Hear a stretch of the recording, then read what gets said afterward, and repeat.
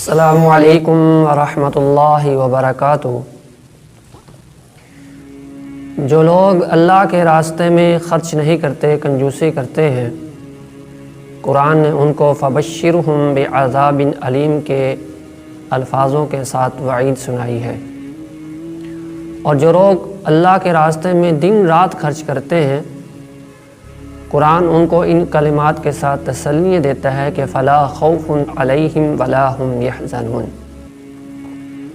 جو مال اللہ کے راستے میں خرچ کیا جائے اسے صدقہ کہتے ہیں، لیکن شریعت کی آسانی دیکھیے کہ ضروری نہیں ہے کہ جو مال، پیسہ، دولت اللہ کے راستے میں خرچ کی جائے وہی صدقہ ہے۔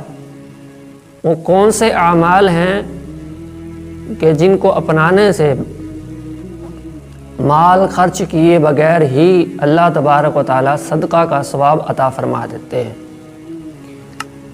ضمنی طور پر ان اعمال کو سنیے اور ان پر عمل کیجئے، اللہ تبارک و تعالی مال خرچ کیے بنا ہی صدقے کا ثواب عطا فرمائیں گے۔ پہلا عمل، کسی مسلمان کی سواری پر سوار ہونے میں یا سامان اٹھانے میں مدد کرنا صدقہ ہے۔ اور دوسرا عمل، زبان سے اچھی بات کہنا بھی صدقہ ہے۔ اور تیسرا عمل، کسی مسافر کو راستہ بتانا صدقہ ہے۔ اور چوتھا عمل، نماز کے لیے اٹھنے والا ہر قدم صدقے کا ثواب رکھتا ہے۔ اور پانچواں عمل، اپنے اہل و عیال پر خرچ کرنا، اپنے گھر والوں پر خرچ کرنا بھی صدقہ کہلاتا ہے، صدقے کا ثواب ہے۔ اور چھٹا عمل،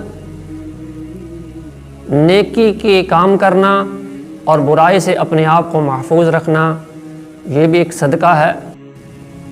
تو معزز ناظرین، جو لوگ اللہ کے راستے میں خرچ کرتے ہوئے اللہ کا قرب تو حاصل کرنا چاہتے ہیں مگر مال خرچ کرنے کے لیے موجود نہیں ہے، دولت خرچ کرنے کے لیے موجود نہیں ہے، ان کو چاہیے کہ وہ آگے بڑھیں، دل کو مضبوط کریں اور ان اعمال کو اپنائیں۔ یہ سارے وہ اعمال ہیں جو انتہائی آسان ہیں، چھوٹے چھوٹے اعمال ہیں جن کی وجہ سے اللہ پاک مال خرچ کیے بغیر ہی صدقے کا ثواب عطا فرما دیتے ہیں۔ اللہ رب العزت سے دعا ہے کہ اللہ احکم الحاکمین ہمیں یہ اعمال کثرت کے ساتھ کرنے کی توفیق نصیب فرمائے۔ السلام علیکم ورحمۃ اللہ وبرکاتہ۔